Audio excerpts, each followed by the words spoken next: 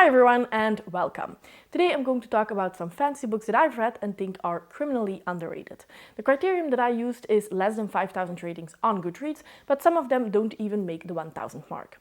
Now, a couple of these are on my all-time favorites list. I absolutely adore them, I want to reread them, I want to continue in the series if they are part of a series, and then some of these I think are solid reads, I enjoy them, I would definitely recommend them, but they are not part of my all-time favorites list. However, I think that for some of you, they might be based on some other more popular books that you do love. So, without further ado, let's just get into the list. I'm first going to quickly mention some honorable mentions that do have less than 5,000 ratings on Goodreads, but I feel that in our small booktube community, you have probably heard of them. The first one is The Mask of Mirrors by M.A. Carrick. This is the first one in the Rook and Rose trilogy. It's Phoenician inspired. We have a Zorro type character. We have a Khan who is trying to incorporate herself in a very wealthy family, and there is just a lot of things going on. I absolutely adored this, but I do think that most of you have heard of this. I am going to read the second one as part of my fall TBR, so in any case you will hear more of this on my channel. Then another one that, of course, Elliot Brooks had a lot to do with the popularity, and that is The Ninth Reign by Jen Williams. This is the first one in a trilogy. I really enjoyed this one. It's extremely different from the other types of fantasy that I have read. We have an Indiana Jones type character who is trying to discover everything that's going on with these reigns. These reigns have been wars that happened in the past, but nobody really knows why they have been called reigns. There have been 8 in the past, and people are wondering if the 9th one will ever happen, and if it happens, what will happen to them? Because in the past, these elvish-like characters, this elvish-like race called the Eborians, if I'm not mistaken, have been there to protect everybody else. But now they are slowly dying. So definitely a lot that's going on here. Unfortunately, I have only read the first book. I've been telling myself that I need to continue and pick up the next one in the series for years at this point, but I just never did. But I do think that this is one that you definitely need to pick up if any of it sounds interesting to you, because this is definitely a hidden gem. But like I said, channels much bigger than myself have talked about it in the past, so if you're not new to BookTube, you probably heard of it. And then lastly, we have Beyond Redemption by Michael R. Fletcher. This is of course grimdark. This is quite deep into the grimdark genre in my opinion, so it's definitely not for everybody, but I feel that if you do love grimdark, you've heard of Michael R. Fletcher and you've heard of this book, because I think that it's one of the most popular ones, besides, of course, The First Law by Joe Abercrombie. So again, definitely not for everybody, but if you do love grimdark, pick it up, but I do think that you've heard of it in that case. Then I do have 3 books that are below the 5,000 rating mark. I don't hear that much about it, for a couple of them at least, but I do think that because they are new releases, they might get past that mark in a couple of years. However, for the first book, that's definitely not the case, because that is Scorpica by G.R. McAllister. This is the first book in the series of the 5 Queendoms. I don't know how many books there will be in this series, but Scorpica is one of those 5 Queendoms. So maybe 5 books for 5 Queendoms? I do not know. This is a book where we have 5 queendoms instead of kingdoms, so there are matriarchies. The queendom that we follow most of all in this book is actually a matriarchy of warriors. So all of the warriors are actually women, and if a boy gets born, he goes to one of the other queendoms to serve a purpose there. I thought that this was a quite interesting read, but all in all it felt as an introduction to a bigger story. So if this sounds interesting to you, queendoms in general, do pick it up, although I think that there was some potential left to be discovered. But if you are interested and you're not quite sure if you want to pick it up and read it, I would say wait until the second one is at least introduced as having a publishing date, because this one felt like an introduction. But all in all, definitely a solid read that of all the new releases, this one did not get a lot of love, and I do think that it's definitely up there with some of the other ones that have been booming for whatever reason. Then we have Pandora by Susan Stokes Chapman. This is a standalone, by the way, so if you're looking for a standalone fantasy-esque, because this is not really high in the fantasy scale, then definitely pick this one up, because I greatly enjoyed it when I read it half a year ago, I think, at this point. This is a Greek myth retelling, but I think that it's more influenced by the myth of Pandora, because this one takes place in, I want to say, around the 1800 mark in England, where we have a girl who is living in an antique store, and then a vase gets delivered. And of course, myth of Pandora, things happen there. There's a little bit of romance. I really enjoyed it, but if you are looking for a lot of magic, you're definitely not going to find it. I would even categorize this more as historical fiction, but there are some things that are left to be discovered and that make you think, is this magic or not? So definitely if you're looking for a good standalone, if you do love Greek myths, but you also like historical fiction, one that you will probably enjoy. And then my favorite of the new releases, and one that you might have heard of before on other channels, The Justice of Kings by Richard Swan. I loved this one. This is a grimdark. It's the first one in the Empire of the Wolf series, and the second one is coming out a little bit into 2023, I want to say February, and I will pre-order it because I enjoyed this one so much. In this one we follow the Justice van Conrad, and he is not only a judge, but he is also the executioner. He's everything in the justice system, and he roams the realm to see if people are living according to the law, and if not, he needs to do something against it. Now, he visits one of the towns and a murder has happened there, and he is going to investigate it together with his apprentice, Helena. And it's actually from Helena's POV that we are learning all of this, which I thought was a quite interesting choice. This justice has some darker magic skills, you could say. I'm not going to say a lot about it, but in the first chapter we already learned that he can speak to the dead, which is definitely a gift that is a little bit spooky, but I really enjoyed this one. I loved the conclusion. I loved the inclusion that we have of the faith. I love religion in my books, so yes, definitely one to pick up, especially because the sequel is going to come quite soon. This was not my intention, but apparently I have categorized some of these books into different groups depending on something, a vibe, I should say. And the next one that I get to is the books that I think are perfect to pick up in winter. So with that season upon us, maybe pick up some of these if they sound interesting. The first one that I have here is Hall of Smoke by H.M. Long. This is the first one in a series of standalones, but you can read any of them, you can read none of them. It doesn't really matter in which order you read them according to the author. I would read them in order, and then this one is the first one and also the best one out of the two that have already come out. I think just read this one. It's a perfect standalone, you will be satisfied, and you don't really need to continue with the second one, which in my opinion was not the same level of quality. In this one we follow Hessa. Hessa is a priestess of Ing who is the goddess of war. We also have inclusion of the Romans here. It's a very cold environment. It's not grimdark, but I would say that there are definitely some violent acts that we have here. We have some blood magic going around. So if you're quite squeamish, this is probably not a book for you. But if you like Norse myth retellings, if you like interference of the gods, stuff like that, this is definitely one that you will want to pick up. And like I said, the second one is not as good, but the first one, Hall of Smoke, I'm very glad that I read it when it came out, which is 2 years ago at this point. Next up, we do have an all-time favorite of mine, and that is The Goddess of Nothing at All by Kat Rector. This is a Norse myth retelling, and we follow Sigyn, who is one of the wives of Loki. Now, this is the first one in duology. The second book just came out, if I'm not mistaken. I am going to read that one and do a review, so not too much to say about this one for now, but just if you like Norse myth retellings, if you like myth retellings in general, where we have the point of view of a woman who has been often neglected in the original myths, then this one is one that you will want to pick up. And if you love The Witch's Heart, which came out, I think, a year prior to this one and has gotten a lot more love, deservedly so, then you will love this one as well. Then, a little bit different. Again, I think that this is historical fiction / fantasy, and that is Midnight in Everwood by M.A. Kuzniar. This is of course perfect to pick up around Christmas as well, because this is a Nutcracker retelling.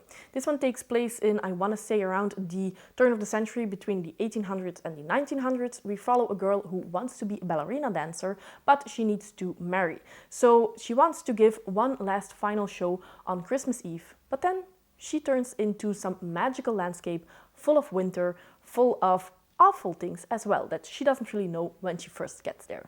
This is a magical tale. I do think that it reads a little bit younger, so if you don't really like that, this might not be for you, but just the fairy tale-esque nature of it was something that really drew me to this book, and that made me very glad that I finally picked it up. And then the last winter recommendation is The Raven and the Reindeer by T. Kingfisher. This is a Snow Queen retelling, so perfect to pick up in the colder winter months. And in this one, we follow a girl whose sweetheart has been captured by the Snow Queen. So she goes on an adventure to regain her love. And of course, along the way, she meets a raven, she meets a reindeer, of course. And she also starts thinking about what she wants in life and if this quest is really as useful as it should be. I really enjoyed this one. I love T. Kingfisher's writing style. I love fairy tales as well. So fairy tale retelling, of course, I'm going to be in the mood for that. But all in all, I also think that this had some very nice life lessons. So yes, one to definitely pick up. Those are the winter books. Next up, the book that made me want to make this video. And that is The Story of Silence by Alex Myers. This is a beautiful story in which we meet Silence. Silence was born as a girl, but because girls cannot inherit and their father wants them to inherit the castle, he raises them as a boy. For the longest time, Silence doesn't know that they are different from the other boys in the castle. But of course, as they grow up, they start to understand. And this leads them to some very difficult questions to answer, to an entire journey of discovering who they are, what they can be, because as a child, they wanted to become a knight. But is this possible now, or do they need to find a different path? I really enjoyed the story. Alex Myers, the author, is a transgender man, so of course he knows how to write some of these stories, and I just think that this is beautifully done. So definitely one that I enjoy and that does deserve some more love. Next we have a book that I liked, did not love, but I do think that fans of John Quinn will absolutely adore it. And that is Master of Sorrows by Justin T. Call. This is the first one in a quartet, and that will be the first quartet in a total of 3. So 12 books to read if you do enjoy this first one. This first quartet is marketed as an origin story of the villain. Now, I don't really see that yet in this first book. I think that this first book is very reminiscent of Malice, but I am quite excited to pick up the second one and see what happens there. In this one, we meet a young boy who lives in an extremely secluded village, and he has a prosthetic arm. He needs to hide this at all costs using magic, because the people in the village will think that this is an evil sign. You have a lot of interference of the gods, you have a lot going on that is very reminiscent of Malice, as I said before. So if you love Malice, if you love The Faithful and the Fallen, you will definitely enjoy this one. But for me personally, I enjoyed this one more. So at least there's that. Next up, I do have an author that is criminally underrated, but especially this book by her. And that is Raise the Sands by Sarah Beth Durst. The other standalone by her, The Bone Maker, I also enjoyed, but this one, which is also a standalone, I enjoyed more.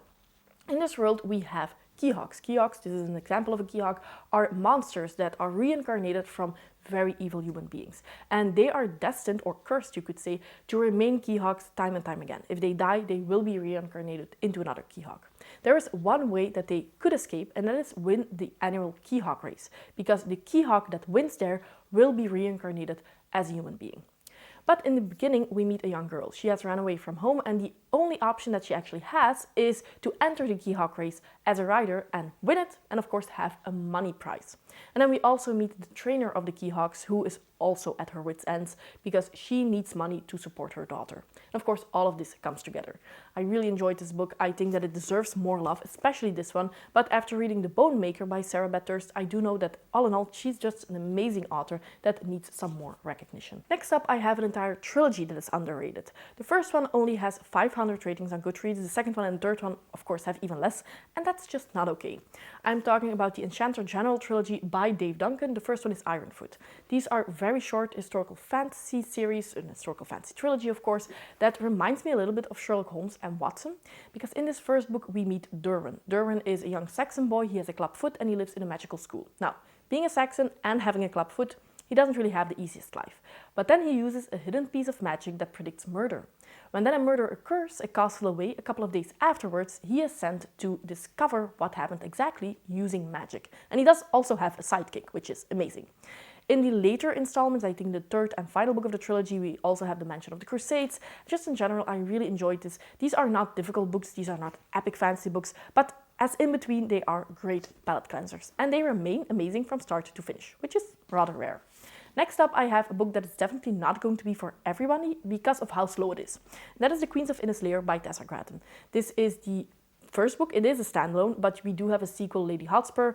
However, this is a complete on its own standalone that retells the story of King Lear. We follow the king, but more importantly, we follow the 3 daughters and in more detail, one of the 3 daughters. I really enjoyed this. We have nature-based magic that I found very interesting. I loved the writing style, but this is extremely slow. So if you don't like that, if you don't like what some might call a boring story, this is not for you. But if you like beautiful writing style, if you like to have that sense of mystery almost, then I really would recommend this one. And it's a special read, it's an acquired taste, but if you do like it, I think that you will love it. Next up, the first book in a duology. I really need to read the second one because I loved the first one. That is City of Lies by Sam Hawke, the first one in the Poison War novels. In this one, we meet 3 young people. We have the son of the Chancellor, we have the son of the poison taster, and we have his sister. Now, of course, they don't really have very important tasks in life until the Chancellor gets killed by poison, and of course the poison taster gets killed by that same poison. It's an unknown poison, people don't really know what to think of it, but this means that these 3 young people are of course elevated in station, and now they have this whole city to take care of, but also they have an unknown poison roaming the streets. And what's going to happen? Are they now the target? To even make matters a little bit worse, all of a sudden the city is under siege and they cannot leave. So yes, a lot is going on here. This is a quite slow story, surprisingly so. There's not a whole lot of magic, but towards the end you will understand that the story will actually really take off in the second book. So I should really start reading the second book, but one that I highly, highly recommend. And then we have a more traditional fantasy series. Normally I don't love these, but I really enjoyed this first book, and this is another one where I just need to continue the series. This is Blood of an Exile by Brian Naslund, the first one in the Dragons of Terra trilogy. The trilogy is even completed, I have no excuse. In this first one we meet Bershad. Bershad is an exile, and as a punishment he needs to go around the land and kill dragons, the dragons who roam this country. Now normally you would die after a couple of months if you're very good, however Bershad has been doing this for years. One day he receives a message from the king that everything can go back as it used to, he can go back to the city, he can live as a free man, but in order for that to happen he first needs to find back the king's daughter who has been abducted. I love this one. This has so much humor that is just completely my thing, that made me chuckle out loud a couple of times, and all in all one that I think if more people would pick it up, they would probably love it. So yes, highly recommend as well. So that was quite a list to get through. Please let me know if you've read any of these or if you're now interested to pick any of these up. And also, of course, let me know if you have some recommendations for me. I actually have a small second list of books that have more than 5,000 ratings on Goodreads, but I feel like the fantasy booktube community don't talk about them. So if you want to see that list as well in a different video, let me know. And in the meantime, if you do want to have some other recommendations, you can watch this video next. As always, I do hope that you enjoyed this video, and see you next time. Bye!